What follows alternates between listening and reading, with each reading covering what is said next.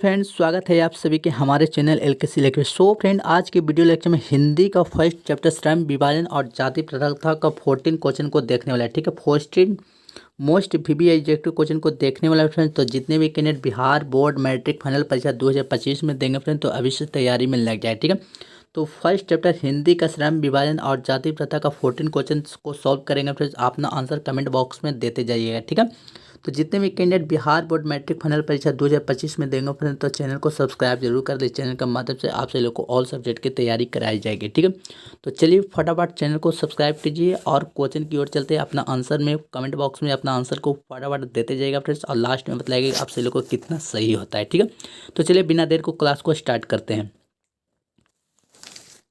चलिए हिंदी का first chapter श्रम विभाजन और जाति प्रथा। ठीक है, तो चलिए फर्स्ट क्वेश्चन है, मानव मुक्ति के पुरोधा किसे कहा गया है। मानव मुक्ति के पुरोधा किसे कहा गया फ्रेंड्स, तो आप सभी लोग को आंसर आपको यहाँ पर से देखने को मिल जाएगा। ठीक है, ऑप्शन ए है नलिन बिलोचन शर्मा, ऑप्शन बी है यतीन्द्र मिश्र, ऑप्शन सी है भीमराव अंबेडकर, ऑप्शन डी है अमरकांत।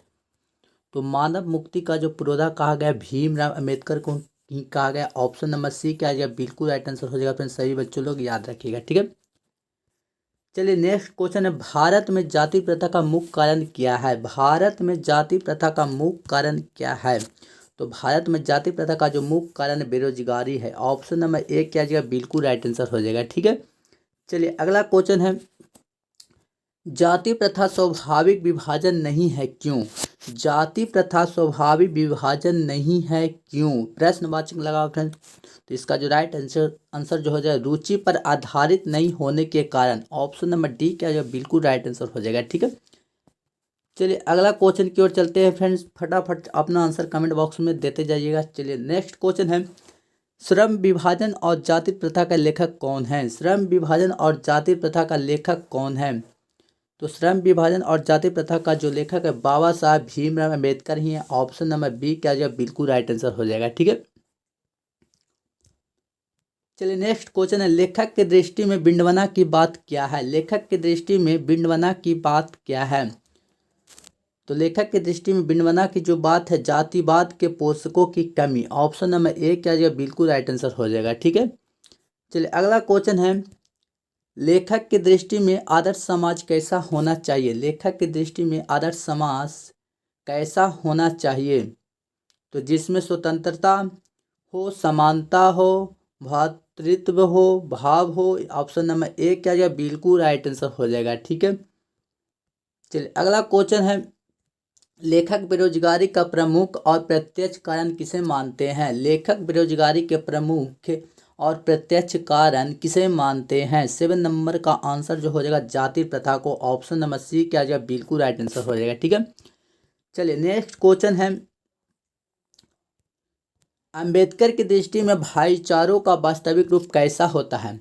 अंबेडकर जी की दृष्टि में भाईचारों का वास्तविक रूप कैसा होता है। तो दूध और पानी के मिश्रण की तरह होता है। ऑप्शन नंबर बी क्या हो जाएगा, बिल्कुल राइट आंसर होएगा। सभी बच्चों लोग अपना अपना आंसर कमेंट बॉक्स में देते जाइएगा, और एक एक क्वेश्चन आप सभी लोग को इम्पोर्टेंट है। ठीक है, तो चलिए अगला क्वेश्चन है, भारतीय संविधान के निर्माता में महत्वपूर्ण भूमिका किसकी है। भारतीय संविधान का निर्माता में महत्वपूर्ण भूमिका किसके, तो सभी बच्चों लोग याद रखिएगा, भीमराव अंबेडकर का ही है। ठीक है, भारतीय संविधान के निर्माता में महत्वपूर्ण भूमिका किसके, तो भीमराव अंबेडकर का ही। ऑप्शन नंबर ए क्या जाएगा, बिल्कुल राइट आंसर हो जाएगा। ठीक है, चलिए अगला क्वेश्चन है, सभ्य समाज की आवश्यकता क्या है। सभ्य समाज की आवश्यकता क्या है। तो श्रम विभाजन है। ऑप्शन नंबर बी क्या हो जाएगा, बिल्कुल राइट आंसर हो जाएगा। सभ्य समाज की जो आवश्यकता है श्रम विभाजन। ऑप्शन नंबर बी बिल्कुल राइट आंसर हो जाएगा। ठीक है, चलिए अगला क्वेश्चन है, निम्नलिखित रचनाओं में से कौन सी रचना डॉक्टर अंबेडकर की है। इनमें से कौन सी रचनाएं जो है डॉक्टर भीमराव अंबेडकर की है। तो फ्रेंड्स इनमें से सभी हो जाएंगे। ऑप्शन नंबर डी क्या हो जाएगा, बिल्कुल राइट आंसर हो जाएगा। ठीक है, चलिए अगला क्वेश्चन है, आधुनिक सभ्य समाज श्रम विभाजन और आवश्यकता क्यों मानता है। 12 नंबर का राइट आंसर जो हो जाएगा, कार्य कुशलता के लिए। ऑप्शन नंबर ए क्या हो जाएगा, बिल्कुल राइट आंसर हो जाएगा हमारा। ठीक है, चलिए अगला क्वेश्चन है, श्रम विभाजन और जाति प्रथा। श्रम विभाजन और जाति प्रथा पाठ्य बाबा साहब के किस भाषण का संपादित अंश है।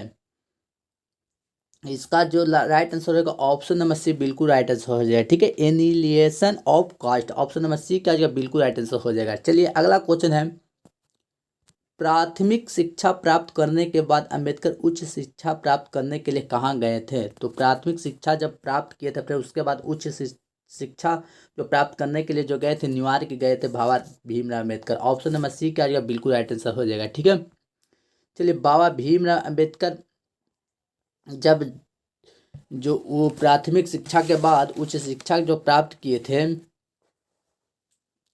कहाँ गए थे? तो न्यूयॉर्क में गए थे। ऑप्शन नंबर सी क्या हो जाएगा, बिल्कुल राइट आंसर हो जाएगा। चलिए अगला क्वेश्चन का आंसर देते जाइएगा। अंबेडकर के चिंतन व रचनात्मकता के प्रेरक व्यक्ति थे, इनमें से कौन से हो जाएगा? ऑप्शन नंबर डी बिल्कुल राइट आंसर होगा। बुद्ध भी थे, कबीर भी थे, ज्योतिबा फुले भी थे। ऑप्शन नंबर डी क्या हो जाएगा, बिल्कुल राइट आंसर हो जाएगा। ठीक है, चलिए अगला क्वेश्चन है, जाति प्रांतीय तोड़क मंडल भाषण लाहौर में कब हुआ था? जाति प्रांतीय तोड़क मंडल भाषण लाहौर में कब हुआ था?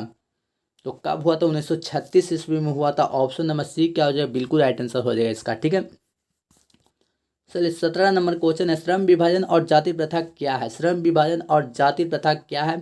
तो श्रम विभाजन और जाति प्रथा जो है निबंध है। ऑप्शन नंबर सी क्या हो जाएगा, बिल्कुल राइट आंसर हो जाएगा। फ्रेंड फटाफट आंसर देते जाइएगा अपना। ठीक है, चलिए अगला क्वेश्चन है, अंबेडकर के भाषण एनिहिलेशन ऑफ कास्ट को किसने हिंदी में रूपांतरित किया था?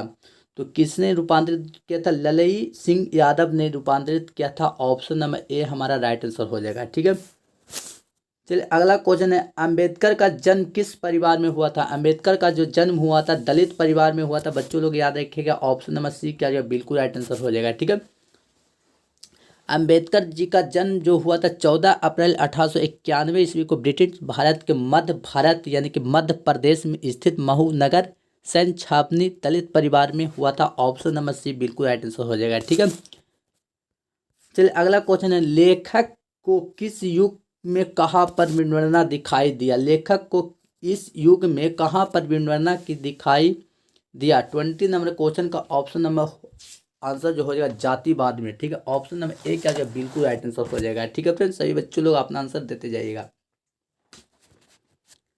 चलिए अगला क्वेश्चन है, डॉक्टर अंबेडकर के माता का नाम क्या था? डॉक्टर अंबेडकर का जो माता का नाम था भीमाबाई था, भीमाबाई। ऑप्शन नंबर डी क्या हो जाएगा, बिल्कुल राइट आंसर हो जाएगा फ्रेंड्स। ऑप्शन नंबर डी बिल्कुल राइट आंसर हो जाएगा। ठीक है, इनके पिता का जो नाम था, इनका पिता का नाम था सकपाल रामजी सकपाल और माता का नाम भीमाबाई। ऑप्शन नंबर डी क्या हो जाएगा, राइट आंसर हो जाएगा। ठीक है,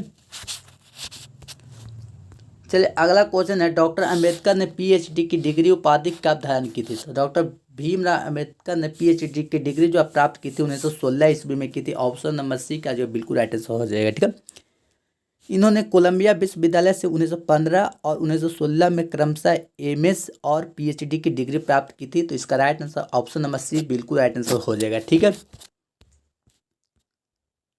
चलिए अगला क्वेश्चन है, the castes in India their mechanism की किनकी रचना है? तो 23 नंबर का जो राइट आंसर होगा भीमराव अम्बेडकर की रचना है। ऑप्शन नंबर ए बिल्कुल राइट आंसर हो जाएगा। ठीक है, चलिए अगला क्वेश्चन है, 24 नंबर क्वेश्चन है, आदर्श समाज स्वतंत्रता समानता भावतृत्व का आधारित होगा, किसने कहा था? तो 24 नंबर का आंसर जो हो जाएगा भीमराव अम्बेडकर ने। ऑप्शन नंबर बी का जो बिल्कुल राइट आंसर हो जाएगा। ठीक है, चलिए अगला क्वेश्चन है, पेशों को दोष पूर्ण रूप पे पूर्ण निर्धारण करती है। तो 25 नंबर का होगा जाति प्रथा। ऑप्शन नंबर बी बिल्कुल राइट आंसर हो जाएगा। ठीक है, चलिए अगला क्वेश्चन है, जाति प्रथा भारत में बेरोजगारी का एक कारण बनी है। तो किसका कारण बनी है?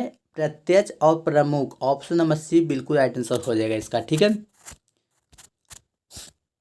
चलिए अगला क्वेश्चन है, मूल नायक क्या है? मूल नायक क्या है? तो मूल नायक एक पत्रिका है। ऑप्शन नंबर बी क्या जो बिल्कुल राइट आंसर हो जाएगा। मूल नायक क्या है? तो मूल नायक एक पत्रिका है जिसका संस्थापक अंबेडकर जी हैं। ठीक है, मूल नायक BR अम्बेडकर द्वारा ही शुरू किया गया एक अखबार था। ऑप्शन नंबर बी क्या बिल्कुल राइट आंसर हो जाएगा। ठीक है, मूल नायक क्या है? एक पत्रिका है। सही बच्चे लोग याद रखिएगा। ठीक है, अगला क्वेश्चन है, डॉक्टर भीमराव अम्बेडकर की मृत्यु कब और कहाँ हुई? डॉक्टर भीमराव अम्बेडकर की मृत्यु कब और कहाँ हुई? तो डॉक्टर भीमराव अम्बेडकर की जो मृत्यु हुई थी 1956 ईस्वी में दिल्ली में हुई थी। ऑप्शन नंबर 1 क्या जी बिल्कुल राइट आंसर हो जाएगा। ठीक है, चलिए 29 नंबर क्वेश्चन है, डॉक्टर भीमराव अम्बेडकर का जन्म कब हुआ? डॉक्टर भीमराव अम्बेडकर का जन्म कब हुआ? तो सभी बच्चों लोग याद है क्या, डॉक्टर भीमराव अम्बेडकर का जो जन्म हुआ था 14 अप्रैल 1891 ईस्वी में महू मध्य प्रदेश में हुआ था। ठीक है, ऑप्शन नंबर डी क्या जो बिल्कुल राइट आंसर हो जाएगा। ठीक है, चलिए अगला क्वेश्चन है, डॉक्टर भीमराव अम्बेडकर का जन्म कहाँ हुआ? डॉक्टर भीमराव अम्बेडकर का जो जन्म हुआ था महू मध्य प्रदेश में हुआ था। ऑप्शन नंबर 1 क्या जो बिल्कुल राइट आंसर हो जाएगा। ठीक है, चलिए बच्चों लोग आगे चलते हैं। अगला क्वेश्चन है, डॉक्टर अम्बेडकर ने किस पत्रिका का संपादन किया? तो किस पत्रिका का संपादन किया था? बहिष्कृत भारत का। ऑप्शन नंबर सी क्या जो बिल्कुल राइट आंसर हो जाएगा। डॉक्टर अम्बेडकर ने किस पत्रिका का संपादन किया था? तो बहिष्कृत भारत। ऑप्शन नंबर सी बिल्कुल राइट आंसर हो जाएगा। चलिए अगला क्वेश्चन है, भारतीय संविधान का निर्माता किसे कहा जाता है? भारतीय संविधान का निर्माता किसे कहा जाता है? तो सभी बच्चों लोग जानते होंगे भारतीय संविधान का जो निर्माता कहा जाता है भीमराव अम्बेडकर को ही कहा जाता है। ऑप्शन नंबर सी बिल्कुल राइट आंसर हो जाएगा। ठीक है, चलिए थोड़ा सा जूम आउट कम कर लेते हैं। ठीक है, अगला क्वेश्चन है, डॉक्टर अम्बेडकर का वाङ्मय हिंदी में कितने खंडों में प्रकाशित हो चुकी है? तो 21 खंडों में प्रकाशित हो चुकी है। ऑप्शन नंबर डी क्या हो जाएगा बिल्कुल राइट आंसर हो जाएगा। ठीक है, चलिए अगला क्वेश्चन है, आधुनिक सभ्य समाज कार्यकुशलता के लिए किसे आवश्यकता मानता है? तो किसे कुशलता के लिए मानता? श्रम विभाजन। ऑप्शन नंबर ए बिल्कुल राइट आंसर हो जाएगा फ्रेंड। चलिए अगला क्वेश्चन है, डॉक्टर अम्बेडकर के पिता का क्या नाम था? डॉक्टर अम्बेडकर जी का यानी कि बाबा साहब भीमराव अम्बेडकर के पिता का नाम क्या था? तो रामजी सकपाल थे। ऑप्शन नंबर बी क्या जो बिल्कुल राइट आंसर हो जाएगा। ठीक है, चलिए अगला क्वेश्चन है, जाति प्रथा श्रम विभाजन के साथ साथ किसका रूप लिए हुए हैं? जाति प्रथा श्रम विभाजन के साथ साथ किसका रूप लिए हुए हैं? तो ऑप्शन नंबर सी बिल्कुल राइट आंसर होगा, श्रमिक विभाजन का। ऑप्शन नंबर सी बिल्कुल राइट आंसर हो जाएगा। ठीक है, चलिए अगला क्वेश्चन है, डॉक्टर भीमराव अम्बेडकर ने किस प्रथा को आर्थिक पहलू के खतरनाक माना है?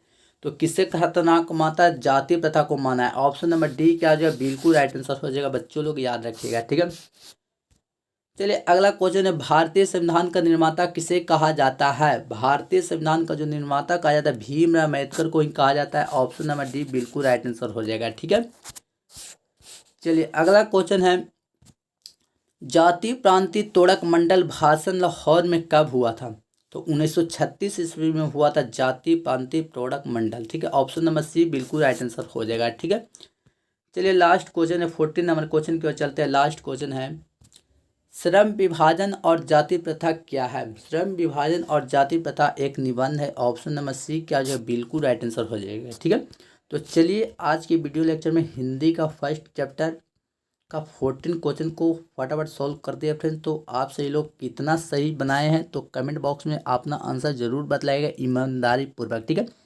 क्योंकि क्लास हिंदी से ही स्टार्ट किया, फिर 2025 का तैयारी जो कराएंगे इस चैनल के माध्यम से आप सभी लोग को ऑल सब्जेक्ट की तैयारी कराई जाएगी। और प्लस में PDF नोट्स लेने के लिए संपर्क कर सकते हैं दिए गए इस नंबर पर। ठीक है, तो चलिए आज की वीडियो लेक्चर में इतना ही फ्रेंड्स। तो इसका नेक्स्ट वीडियो मिलते हैं, तब तक के लिए बाय बाय, वंदे मातरम, जय हिंद।